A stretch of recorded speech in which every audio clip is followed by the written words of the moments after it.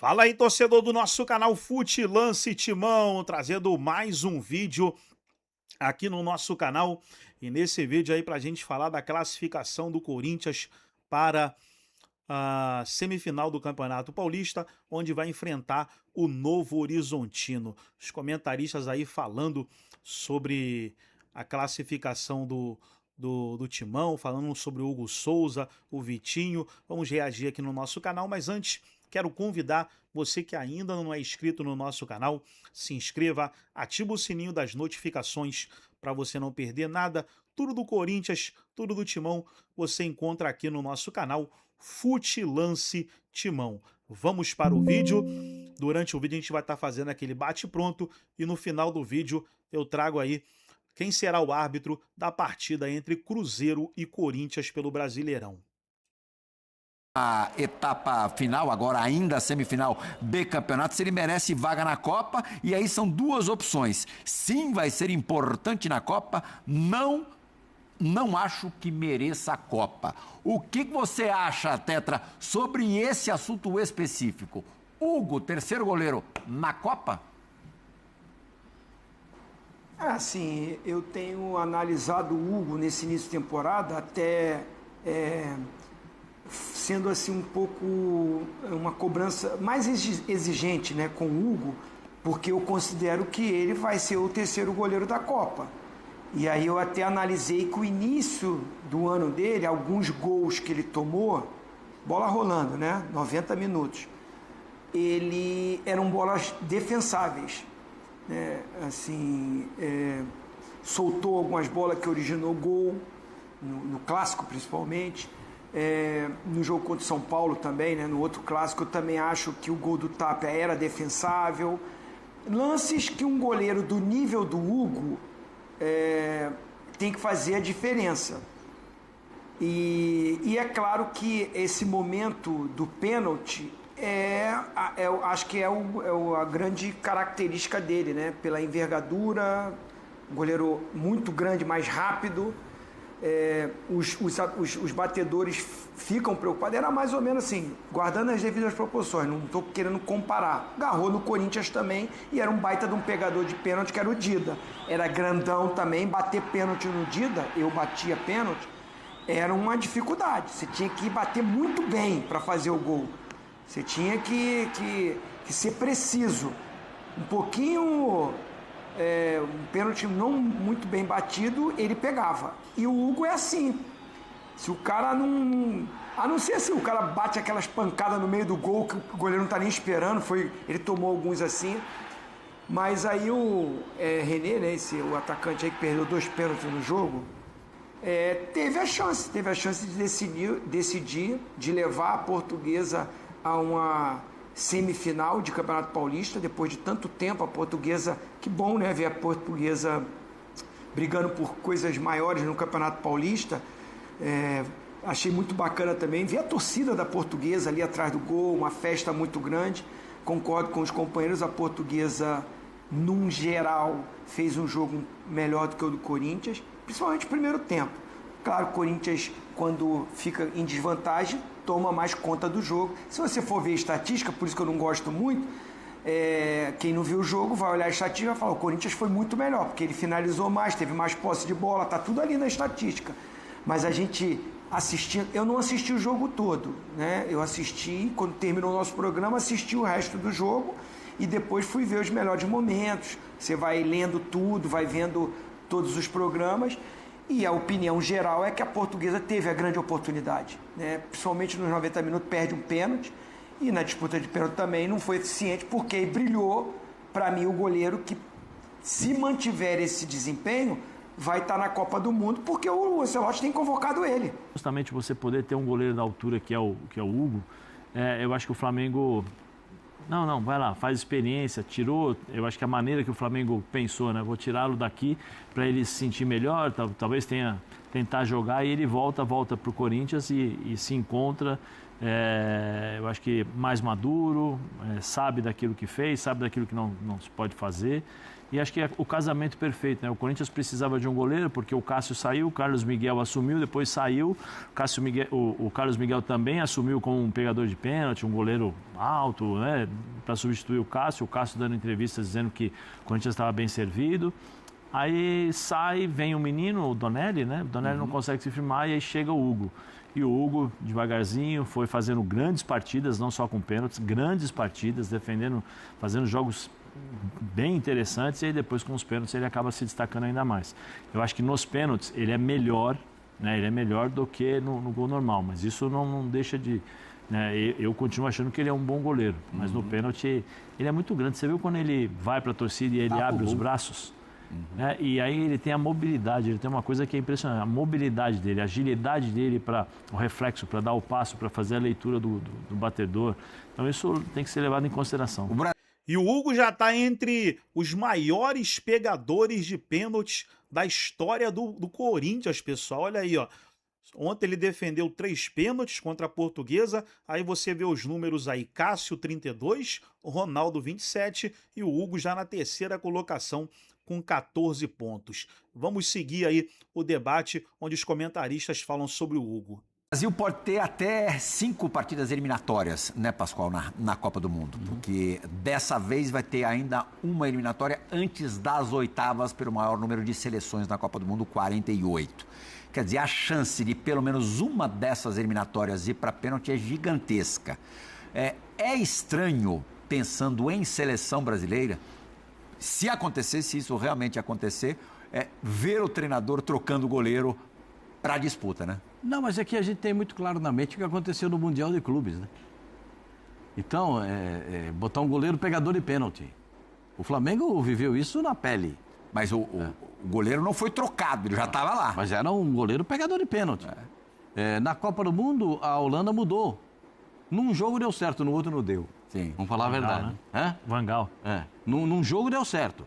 Na semifinal contra a Argentina não deu. Então, acho assim, é bom ter esse tipo de goleiro, porque, primeiro, o Hugo... vocês, se passar de novo a imagem, reparem você que está em casa, que a envergadura dele, a estatura dele, mais os braços que ele pode colocar para fazer a defesa. Ele é imenso. A envergadura dele tapa metade do gol. Olha ali, ó. Tapou metade do gol. O gol tem 7,32. Lembra muito Dida, né? Metade de 7,32 ele tapa. Pela envergadura dele. E o Zé falou uma coisa, ele tem força nas pernas, que ele consegue se impulsionar pro lado. Olha lá, ó. Ele tapa metade do gol. Se o cara não bater bem e no alto, não consegue fazer gol. Nem nele, nem no goleiro do Palmeiras, nem em outros goleiros que tem esse tamanho. De 2 metros de altura, é um negócio impressionante, né? Quanto que é? 2 metros de altura, quanto é que mede de braço para ele chegar? Você viu ele ali quando ele abre o braço assim na torcida? Parece um monstro, cara. Ele é enorme, joga um cara enorme. Eu encontrei no evento aqui da ESPN, que teve, eu olhei para ele assim para cima. Caramba. Já teve aqui gravando Bola da Vez com a gente, resenha com a gente. Ele teve aqui no Bola da Vez. Ele é muito alto. Ele é muito alto. E quando ele agora, abre os braços, pensando nessa coisa da Copa do Mundo, eu estou curioso para saber dessa coisa da Copa do Mundo.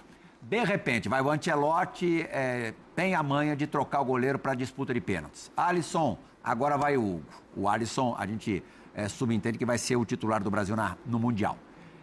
Ele vai entrar diferentemente do que aconteceu nessas eliminatórias todas em que o Hugo se deu bem. Ele vai entrar frio. Isso não faz diferença?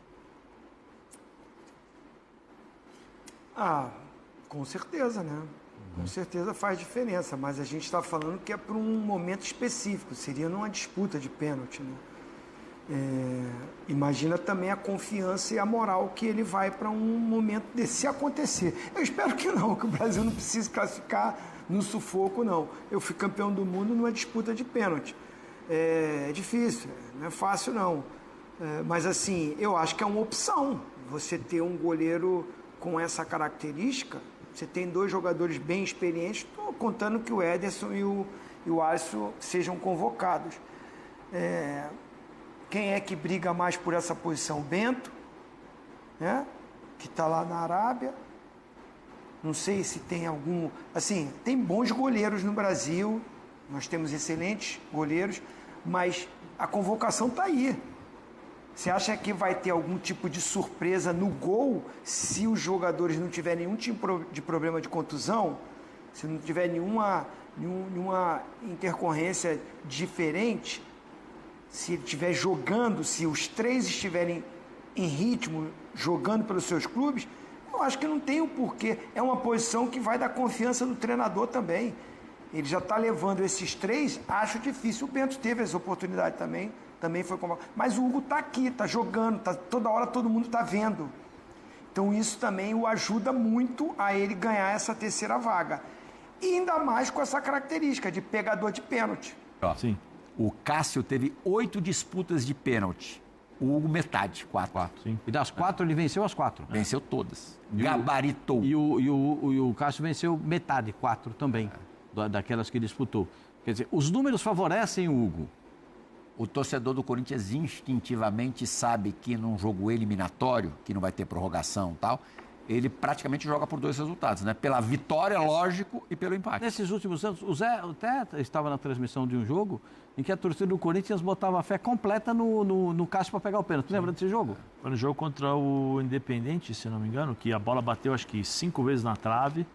Aí depois foi para os pênaltis e o Corinthians classificou. O Cássio pegou o pênalti e a torcida tinha a plena convicção de que o time ia conseguir a classificação no acabou o jogo. Então agora já foi. Deixa que o Cássio vai lá e resolve. Deixa que o Cássio pega.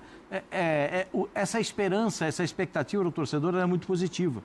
É bom para ele, porque ele tem essa confiança do torcedor. E vai cativando. São números, são marcas que ele está conseguindo no Corinthians. Hoje se diz, escrevendo a história no Corinthians, são marcas muito impressionantes e, na minha opinião, hoje, o Hugo tem condições de ser o terceiro goleiro da seleção brasileira. A gente tem o goleiro do Vasco, para mim, é espetacular. Eu acho que é o que está na briga com ele. Leonardo, eu acho que é o que briga com ele. O Leonardo Rafa. Foi. Não, eu sei, mas estou dizendo, mas se você for analisar, vai. Eu acho que é o Bento com ele, Zé. Não, vamos analisar os 3 melhores goleiros. Alisson e Ederson estão dentro, ali é Bento, sim, mas Bento digo assim, o Hugo com essa vantagem de ser pegador de pênalti. Sim, mas vamos analisar os 3 melhores goleiros aqui do Brasil nesse momento que poderiam estar nessa lista como terceiro goleiro. Hugo, Leonardo Jardim e Rafael, eu acho. O goleiro de São Paulo é bom, tá pegando bem. Eu acho, talvez. Então, mas como Carlos o Léo e o Rafael... O Fábio também não foram chamados. O Fábio é difícil. O Fábio é espetacular, mas aí a idade vai pesar. E acho que tem que levar em consideração os caras que ele convocou, né? Sim, não, mas a gente está só colocando. O Pascoal falou sobre os melhores aqui nesse momento, que poderiam ser chamados. O Leonardo Jardim pega a pena também. Pega. O Vasco em 2 anos consecutivos ele passou recente aí de pênaltis muito vantajoso. O Fábio tem 41. Mas qual seria o motivo para o Ancelotti convocar agora o Léo Jardim e não convocar mais o Zé só está enumerando os melhores goleiros do Brasil. Entendeu? E no debate, pessoal, o Zinho elogiou o Vitinho que marcou um golaço, isso aos 47 minutos do segundo tempo. Tem que ter frieza, pessoal. Ele dominou já ajeitando para a batida, mandou uma pancada sem chances para o goleiro. Vamos trazer aí o que o Zinho falou do Vitinho e no final do vídeo eu quero trazer aqui quem vai apitar o jogo entre Cruzeiro e Corinthians. Mas assim, eu entendo o que ele quer dizer. Assim, o Corinthians, a gente fala aqui todos os programas. Tem 11, o time titular do Corinthians, já arrumadinho, encara todos os outros. É a minha opinião, é a do Zé Elias, sua, do Pascoal. Mas quando olha para ele, e olha que deu uma melhorada, hein? Começou a pegar mais jogadores aí, trazer oportunidades de mercado, né? O bom trabalho feito pelo Marcelo, de buscar e dar mais opções para o Dorival. Mas, gente, não adianta. Você não tem o Yuri Alberto, você não tem o Memphis 100%, você não tem o Garro voltando ainda, o Bidon que estava machucado voltou agora. Aí com jogos na sequência, com a pauleira que tá, jogo decisivo toda hora, você não pode abrir mão do Brasileirão. Não, vou segurar um pouquinho no Brasileirão, empato aqui, ganho um ali, perco aqui, depois eu recupero na frente. Não é assim, não é todo time que consegue se recuperar. Então, assim, o ano que o Corinthians tem pela frente vai oscilar. vai oscilar. Se o Corinthians ficasse a semana todinha só treinando, pezinho para cima e arrumando a parte tática, lapidando aqui, quem está com um pouquinho de dor trata ali, sabe? Para chegar para o jogo decisivo, a semifinal, a final, vai ter um desempenho melhor, vai jogar melhor, vai competir mais e vai ter uma possibilidade maior de título, de conquistas. Então eu entendo o que o Dorival falou, você viaja para o Paraná, é jogo duro. Eu mesmo não coloquei o Corinthians como favorito. Para mim, o Atlético Paranaense poderia assumir a liderança do campeonato. Mas é o Corinthians, como o Pascoal diz, nunca pode se duvidar. O Corinthians vai lá e ganha o jogo. Mesmo não fazendo um grande jogo, mas é arrumadinho, é determinado e consegue, vai ali, faz o seu golzinho, segura, prende. Aí vai jogar contra a Portuguesa que estava aqui, ó, treinando, trabalhando, empolgada, motivada, com o mando de campo. Apesar que a torcida do Corinthians é maior sempre. Mas é jogo complicado e com os problemas, com os desfalques, você vê jogadores que estão sentindo fisicamente, né? Já revezou na zaga, já começou o Ramalho, o Bidu teve que sair, não aguentou o jogo todo, o Garro entra no jogo, o Yuri Alberto está lesionado. Situações que faz o Corinthians, né, com seus problemas dentro do elenco. O elenco do Corinthians, você atira um, coloca o outro, que é a mesma coisa. Não é. Que bom que o Vitinho entrou no jogo, que o Vitinho fez gol. O primeiro gol dele, um gol importantíssimo, decisivo, foi ofuscado porque o Hugo pegou 3 pênaltis no jogo. Mas o Vitinho foi sensacional. O gol que ele faz, o golaço que ele faz, num passe espetacular do Mateuzinho. Mateuzinho não cruza, o Mateuzinho dá um passe, ele olha, enxerga, dá aquela virada de bola de meio campo, tá jogando muito bem o Mateuzinho, assume uma liderança no time, tava meio ali nervoso com os jogadores da Portuguesa, né? Faz parte da final, da decisão, a provocação, mas um passe maravilhoso dele e o Vitinho definiu, porque a Portuguesa teve a chance e não matou. Ah, meu amigo, contra o Corinthians, você tem a chance, não resolve. O Corinthians vai até o final, busca e foi merecedor de buscar a sua classificação. Dentro do que o vovozinho estava falando ali, eu estava buscando as... Só que interromper rapidinho, o Tuca lembrou do cruzamento do Mateuzinho na final da Copa do Brasil contra o Vasco, né? Pro Yuri. E falou que o Mateuzinho não cruza, faz amor. Aí... Segue o programa, José. Não fica né? José, vai, segue o programa, José. Antes que você pegue o saquinho de açúcar, vai embora. Vai. Aí não dá, eu vou te dar açúcar também. Mateuzinho não cruza, gostei. Fala aí, Plihal. Eu não lembrava dessa não. Mateuzinho não cruza, Mateuzinho faz amor. Então, deixa eu só falar uma coisinha pra vocês. Que bom que o Vitinho tenha feito esse gol, sabe por quê? Porque a torcida do Corinthians estava pegando no pé dele. O Vitinho não é um jogador para começar nos 90 minutos. Todas as vezes que ele começou com o Corinthians nos 90 minutos, a torcida ficou com o pé atrás. Protestou, reclamou. E a torcida estava meio... jogador de segundo tempo. Para mim, o Vitinho deve entrar durante a partida. Jogador de segundo tempo. Porque ele já pega o adversário mais cansado, ele é rápido, ele bate bem na bola de fora da área. Essa é só a minha visão a respeito do Vitinho. Todas as vezes que ele começou jogando, ele não foi bem e a torcida vaiou. Então é melhor dar uma refletida a respeito disso aí. Eu acho que tem que rever o contrato dele então, Pascoal. Por quê? Pagar pela metade, se só vai entrar no segundo tempo... Tem jogador que é melhor do segundo tempo do que começar jogando. Não, ele tem que... Se vocês lembrarem aí, na pré-eleição, num pré-jogo, o Memphis chamando a atenção dele que ele tinha que jogar, que ele tinha qualidade, que ele tinha que ter um pouco mais de coragem para jogar, né, incentivando e tal. Eu acho que assim, o Vitinho, quando ele chegou, eu falei, o Vitinho precisa de alguém pressioná-lo para ele poder jogar, porque senão, assim, ele é bom jogador, mas é muito estilo, sabe? É tudo bola com estilo, às vezes não dá, às vezes um bico, às vezes uma corrida, porque ele precisa entender onde ele se encontra, qual é o clube que ele se encontra. O Corinthians, às vezes, e aí isso é um lema que se tem lá, que a torcida mesmo vai lá, quando vai conversar, fala isso. Nós não queremos que você dê caneta, chapéu. Nós queremos que você corra até o final. Que lute, que brigue, que se entregue, que deixe 100%. É isso. O Vitinho precisa entender isso. Quando ele entra em campo, ele tem que deixar mais que 100%. Porque às vezes 100% não é o suficiente. Assim, ele é um jogador importante porque ele tem muita técnica, ele bate bem na bola. Então, um lance ou um gesto dele pode decidir um jogo, como foi esse daí. Não é todo mundo que acerta o chute que ele acertou. E o que eu estava falando antes sobre o vovozinho, né, que ele estava falando sobre o Corinthians, as peças, né, que o Dorival agora tem mais jogadores. Desde o começo do ano, o Dorival não repetiu uma vez a escalação. São todas escalações diferentes, ou porque opção tática ou por jogadores machucados. Sim. Desde o começo do ano, ele não repetiu uma. A gente vai pro break agora. No break tem um número.